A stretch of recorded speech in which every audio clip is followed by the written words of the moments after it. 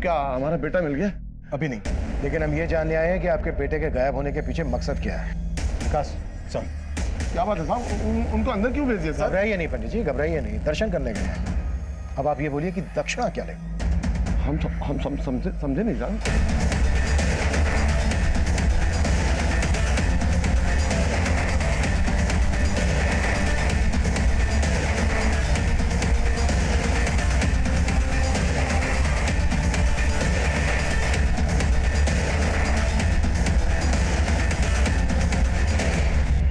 पहले आप ये बताइए कि विद्या ने 17 तारीख को आपको फोन क्यों किया था? हमने तो पहले ही बताया साहब कि पूजा पाठ के लिए आती रहती है। वैसे अपनी किस्मत और ग्रहों को दुरुस्त करवाने के लिए आई थी। उसके ग्रह तो दुरुस्त कर दिए पंडित जी, पर अब आपके ही बिगड़ने वाले हैं। सर, ये अंदर से 500 और 2000 के इतने सारे नकली नोट मिले साहब।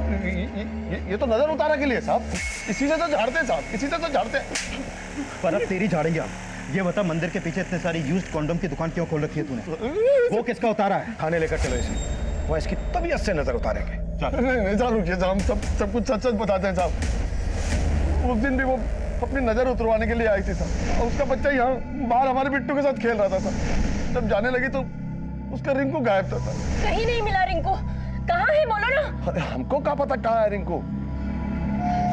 बिट्टू बिट्टू बिट्टू, रिंकू तुम्हारे साथ खेल रहा था ना, कहाँ है वो?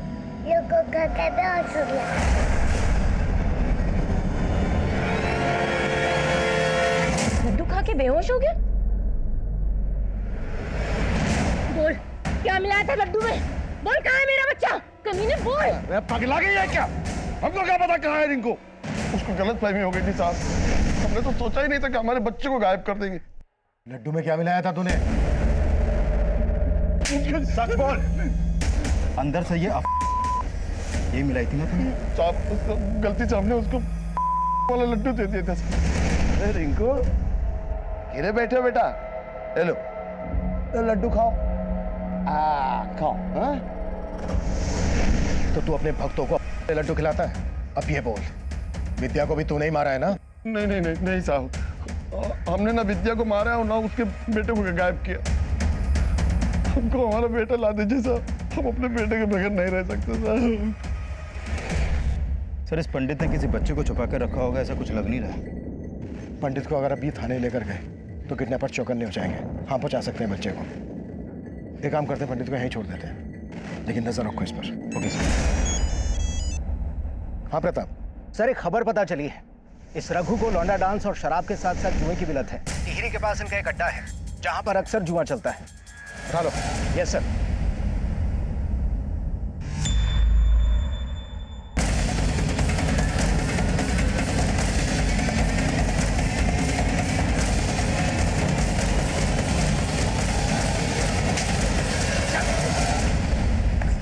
क्या रे, तूने तो कहा था तू जुआ नहीं खेलता है? साहब आप तो सट्टे के बारे में बोल रहे थे ना। एक ही बात है, कहीं तूने ये सट्टा खेलने की वजह से अपने बेटे रिंकू को भेज के अपनी बीवी विद्या का मर्डर तो नहीं कर दिया? नहीं नहीं साहब, आपने ऐसा कुछ नहीं किया है साहब, मैया ने सब। अच्छा प्रताप, जब तक ये सच ना खुले ना,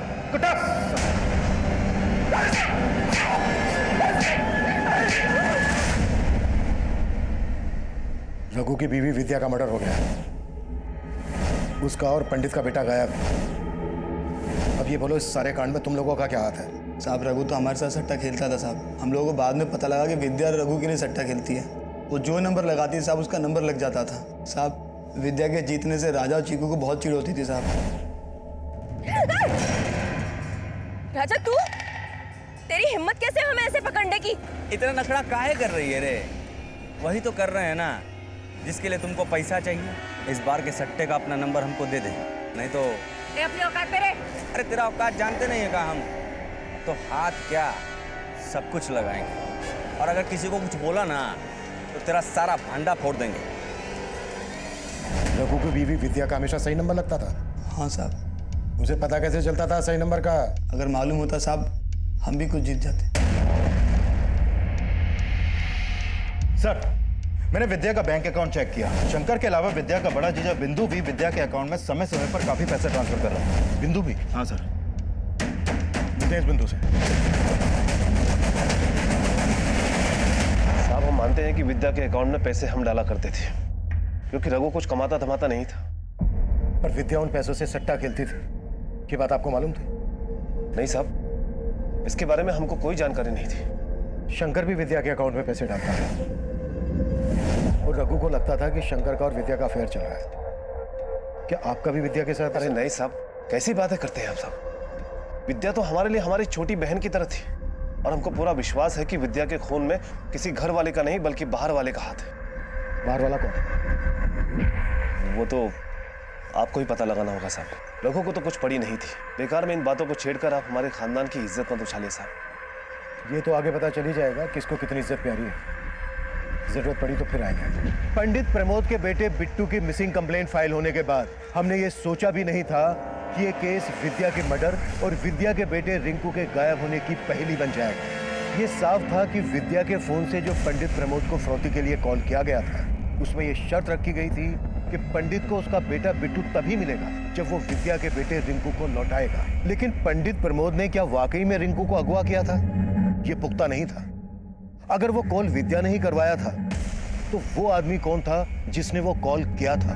क्या विद्या किसी साजिश का शिकार हुई थी? क्या ये साजिश उसकी दोनों बहनें, दोनों जीजा ने रची थी? या फिर कहानी कुछ और ही थी? रघु और विद्या से झगड़ा करने वाले राजा और चीकू क्यों और किस मकसद से फरार थे? ये कुछ एक ऐसे सवाल थे जिनका हम जवाब ढूंढ रहे थे, लेकिन तब इन सवालों के जवाबों से हम कोसों दूर थे।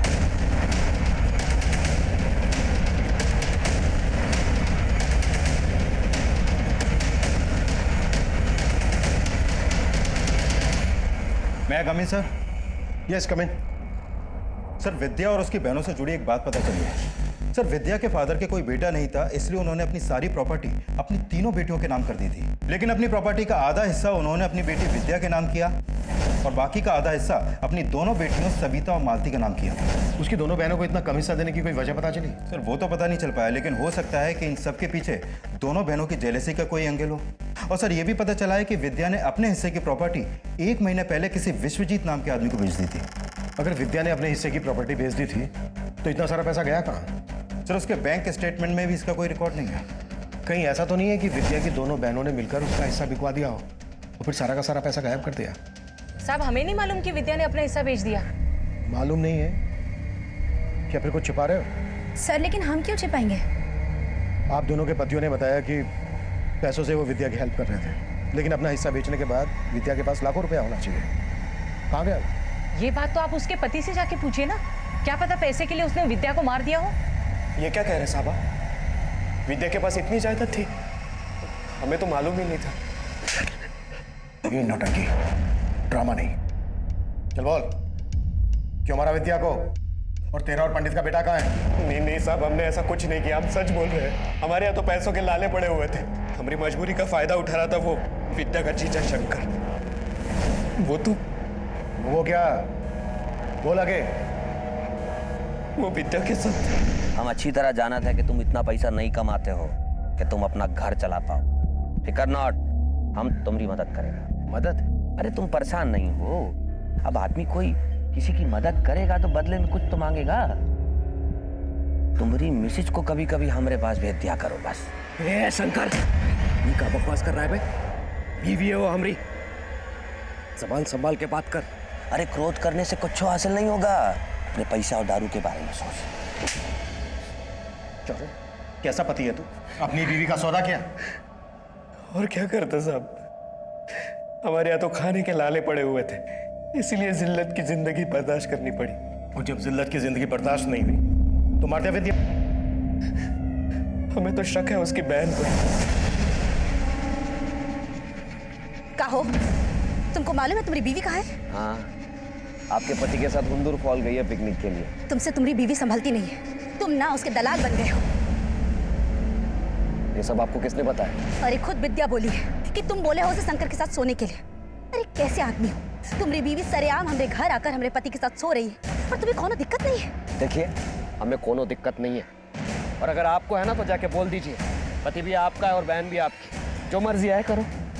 सब माना कि अपनी इज्जत हम खुद बेच खाए, लेकिन हमने विद्या के साथ ऐसा कुछ नहीं किया। विद्या से दिक्कत थी उसकी बहन मालती को, और सब उसकी जायदाद के बारे में सुनकर तो लग रहा है कि उसकी बड़ी बहन सविता को भी उससे दिक्कत होगी। साहब बस हमारे बेटे रिंकू को ढूंढ दीजिए साहब, बाकी हमें कुछ नहीं चाहिए। मेरे साथ होशियारी नहीं। कहाँ है विद्या का बेटा? और पंडित के बेटे को क्यों अगवा किया तूने? विद्या को फंसाने के लिए? साहब हमने किसी को नहीं फंसाया, हम कुछ नहीं जानते साहब। हम उसे काहे मारेंगे? वो तो हमको बहुत पसंद करती थी साहब, लेकिन साहब हमारी बीवी मालती और सविता दीदी बहुत चिढ़ते थे विद्या से। आप उनसे पूछो साहब, हम कसम खाते हैं हम कुछ नहीं किए साहब। अब आप दोनों ये तो बिल्कुल बोलना ही मत कि विद्या का आपके पति शंकर और बिंदु के साथ अफेयर नहीं चल रहा था। नहीं साहब, आप बिंदु जी को इसमें मत घसीटिए। ये सब मालती का पति शंकर करता था। विद्या ने हमारी जिंदगी नरक बना दी थी, लेकिन हमने कुछ भी नहीं किया उसके साथ। बल्कि हम तो उसे समझाते थे, लेकिन हमेशा हमें उल्टा ही समझती थी वो। ये क्या कर रही है तू विद्या? अपनी ही बहन का घर उजाड़ रही है तू? उजाड़ रही हूँ? उजाड़ नहीं रही हूँ दीदी, उसका घर बसा रही हूँ। जो खुशी वो अपने पति को नहीं दे सकती ना, वो खुशी दे रहे हैं हम उसके पति को। अरे कमीनी, तू मेरा पति छीन रही है। छीना नहीं है। ओ, तुम्हें तो रघु पसंद था ना, तो तुम रख लो उसको, चलेगा मुझे। ये तू बहुत गलत कर रही है विद्या, मैं कह रही हूँ तुझे। तू ना गलत कर रही हूँ मैं दीदी? आपको भी रघु में हिस्सा चाहिए क्या? तो ले लो ना, मैंने कब मना किया?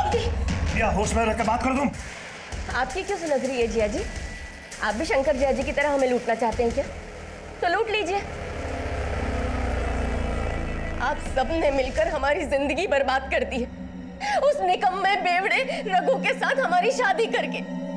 जब तक उसकी असलियत का पता चलता हम पेट से थे।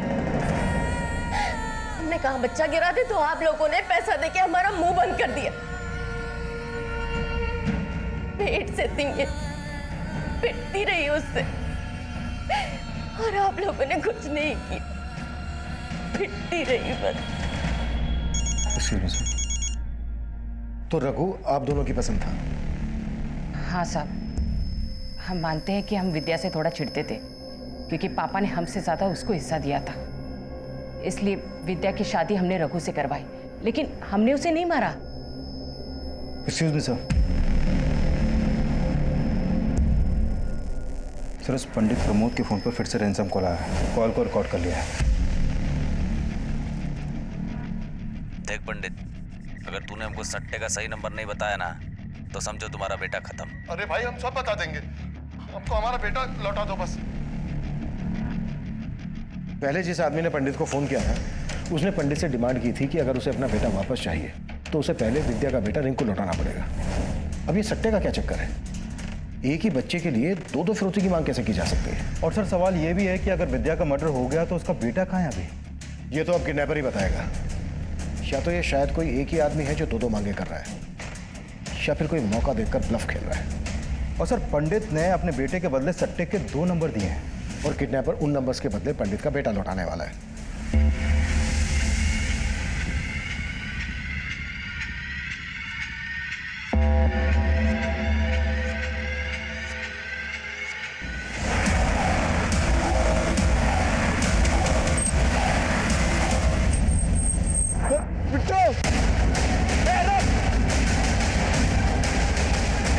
गाड़ी निकाल।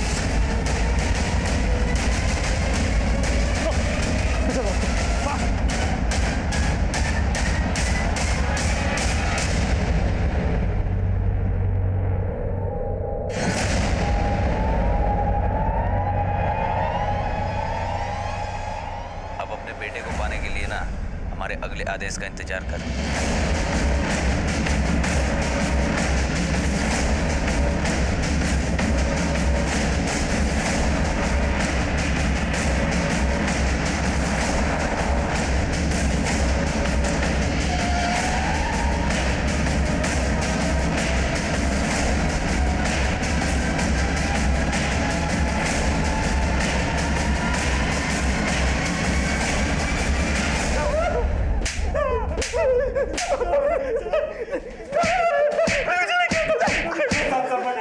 विकास,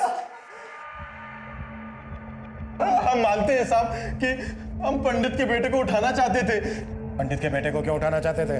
साहब पंडित सट्टे के नंबर जानता है, वो जो नंबर बोलता है वही आता है। कुछ समय से हम लोगों को वो गलत नंबर बता रहा था और सही नंबर उस विद्या को बता रहा था, क्योंकि उसका उसके साथ चक्कर चल रहा था साहब। हमने सोचा उसके बेटे को उठा लेते, 17 जुलाई की रात हम मंदिर गए तो देखा बाहर एक बच्चा सो रहा है। हमें लगा कि वही पंडित का लड़का है, इसलिए हमने उसको उठा लिया साहब। बाद में पता चला वो पंडित का लड़का नहीं, विद्या का बेटा है। और फिर बाद में पंडित का बेटा भी उठा लिया, और उससे बात ऐसे की जैसे लगे कि ये सब कुछ विद्या ने किया है। पंडित से बोला कि अगर उसे अपना बेटा चाहिए तो विद्या का बेटा रिंकू लौटाना पड़ेगा। हाँ, यही कॉल किया था ना? नहीं साहब, हमने पहले कॉल नहीं किए थे। हमको तो पता भी नहीं था कि पंडित के बेटे को किसी ने उठा लिया है। हमने तो इसी बार कॉल किया था साहब। कुटो सालों में, और तब तक कुटो जब तक ये सच ना होगा। सर वो दोनों यही बोल रहे हैं कि उन्होंने विद्या के बेटे रिंकू को पंडित का बेटा बिट्टू समझ के उठाया था, लेकिन फिरौती की पहली कॉल उन्होंने नहीं की थी।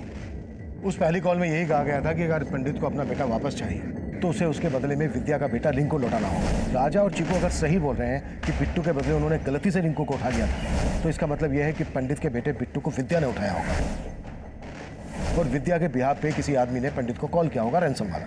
अब सवाल यह है कि वो आदमी कौन होगा और विद्या को किसने मारा होगा। सर ये तो पता नहीं चल पाया, लेकिन हो सकता है कि पंडित ने पता लगा लिया हो और उसी ने विद्या को मारा हो। कुछ नहीं किया बाप रे बाप, कुछ नहीं किया। अरे पंडित जी घबराइए नहीं, आपने इतना महान कार्य किया है, आपको फल देना तो बनता है ना। हा? लाओ भाई पंडित जी का फल लाओ। अरे बाप रे बाप, तो मर गया रे बाप, मर गया यार, ये घबरा मर गया। पता नहीं साहब, पता नहीं। ये सट्टे के नंबर का क्या चक्कर है? अरे साहब वो भी हमारा पैकेट था साहब। अरे बाप रे, हमारी सेटिंग थी साहब, सट्टे खेलने वाले थे साहब। हम सबको सट्टे का नंबर बताते थे और सबसे खूब पैसा वसूलते थे सर, और सब हमको चमत्कार ही समझते थे सर। और यही चमत्कार दिखाकर तो विद्या के साथ शारीरिक संबंध बनाता था। नहीं साहब, पूरा को खुद भेजता था उसको हमारे पास साहब। इसके लिए हम विद्या को सही नंबर बता देते थे, लेकिन हम उसको मारे नहीं साहब, हम उसको मारे नहीं। हमको तो पहले से रघु पे शक था साहब, लेकिन हम डर के हमारे कुछ नहीं बोले साहब। हमारा बेटा क्या ये भी वही चाहता होगा साहब। अब मानते हैं कि विद्या को पंडित के पास हम खुद भेजते थे, लेकिन हमारे मरे हुए बेटे की कसम साहब, बिट्टू के बारे में हमें कुछ नहीं मालूम। जरूर राजा और चिकू कोई बड़ा कांड किया साहब। विद्या का पति रघु हर लिहाज से गलत था, लेकिन जितना वो गलत था उतनी ही गलत उसकी दोनों बहनें, दोनों जीजा और वो पंडित प्रमोद भी था।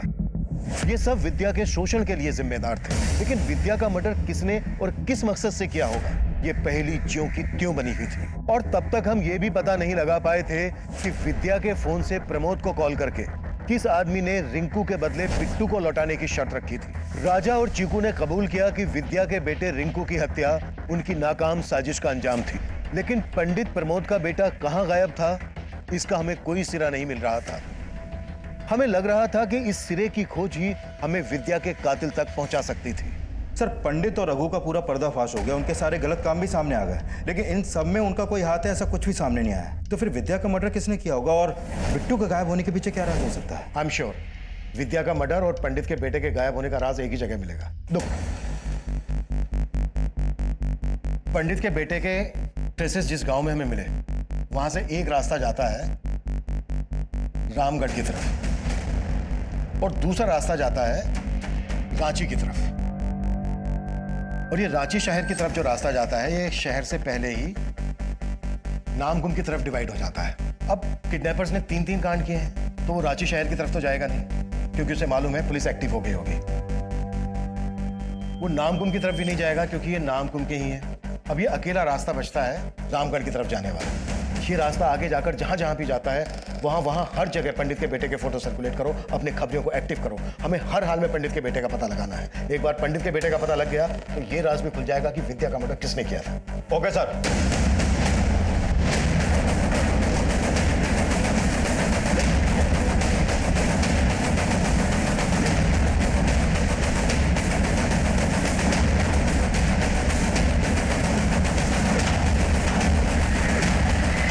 भैया 10 रुपए के 2 जगह फरसान देना। जी।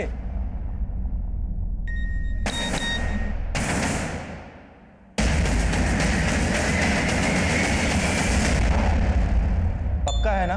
बच्चा उसका नहीं हो सकता? अरे साहब, इन गलियों में हम इतना घुस चुके हैं कि बता देते हैं कि कौन नाली का बदबू है और कौन परफ्यूम का खुशबू। ठीक है, तो उन पर नजर रख, हम लोग पहुंच रहे हैं।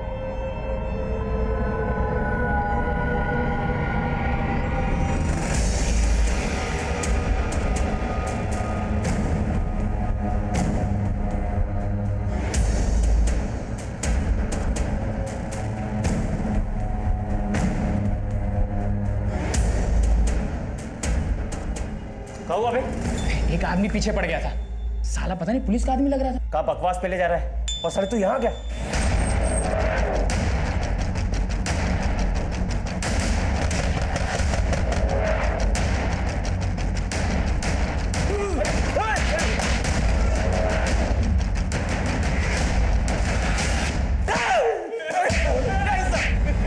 बोलो, सच बोलो।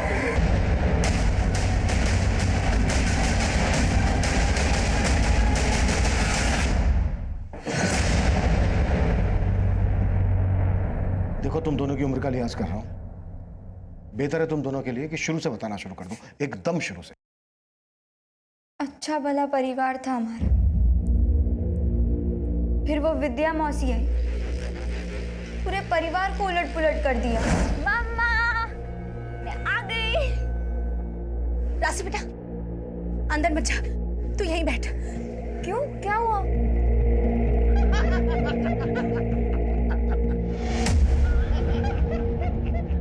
मेरे पापा को काबू में करके भूख मिटी नहीं ना उनकी, इसलिए उन्होंने हमारे पैसों पर भी नजर डालना शुरू कर दिया। मम्मा, मुझे ट्रिप के लिए 2500 रुपए दो ना, आपको मैंने बताया था ना बहुत।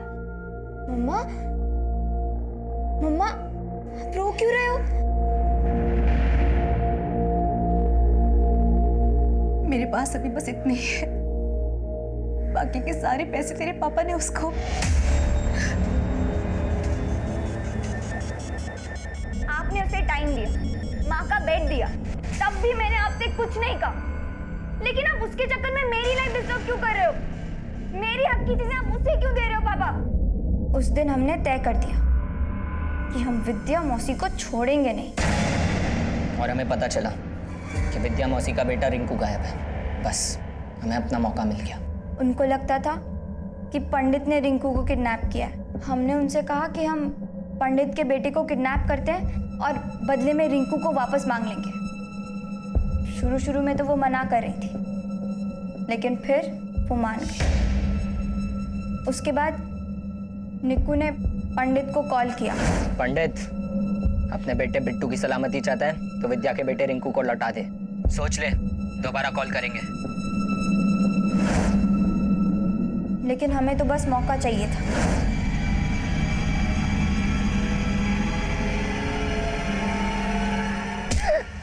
फिर हमने बिट्टू को 1.5 लाख में बेच दिया। और हमने जो भी किया वो राशि के कहने पे किया। हम नहीं चाहते थे कि विद्या मौसी इसके पापा की तरह हमारे पापा की लाइफ में भी आ जाए। अरे मैं तुझे बेवकूफ बना रही थी, तुझे पापा के नाम से डरा के। अब क्या है ना, ये सब अकेले तो होता नहीं मुझसे। मुझे तो बस एक चूजा चाहिए था। तुमने अपनी जिंदगी खराब करने वाले से बदला लेने के लिए दूसरे की जिंदगी बर्बाद कर दी।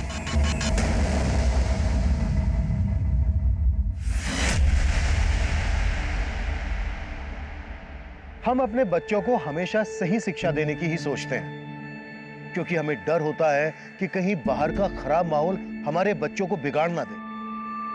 लेकिन हम कभी ये नहीं सोचते कि हमारी खुद की बुरी आदतें भी हमारे बच्चों पर गलत असर छोड़ सकती हैं। लेकिन विद्या और रिंकू के साथ जो हुआ, उसके लिए हमेशा रघु जिम्मेदार रहेगा। सवाल यह भी उठेगा कि दूसरों की ज्यादतियां स्वीकार करने के बजाय बेहतर यह होता कि वो अपनी गरिमा को बचाने की कोशिश करती, हमारे पास आती, हमसे न्याय की मांग करती। उसकी सबसे बड़ी भूल यह भी थी कि रिंकू के लापता होने के बाद वो हमारे पास नहीं आई, और राशि और निक्कू की बातों में आकर उसने पंडित प्रमोद को सबक सिखाने की योजना बनाई। और जब जब सबक लेने के बजाय दूसरों को सबक देने की मंशा मन में उठती है, तब तब अगला कदम अपराध की तरफ जाता है। अब मैं सीनियर इंस्पेक्टर अभिमन्यु जिंदल आप लोगों से विदा लेता हूं। आपसे फिर मुलाकात होगी एक नए केस के साथ। देखते रहिए क्राइम पेट्रोल 10 तक। मकसद बताना नहीं, बचाना है।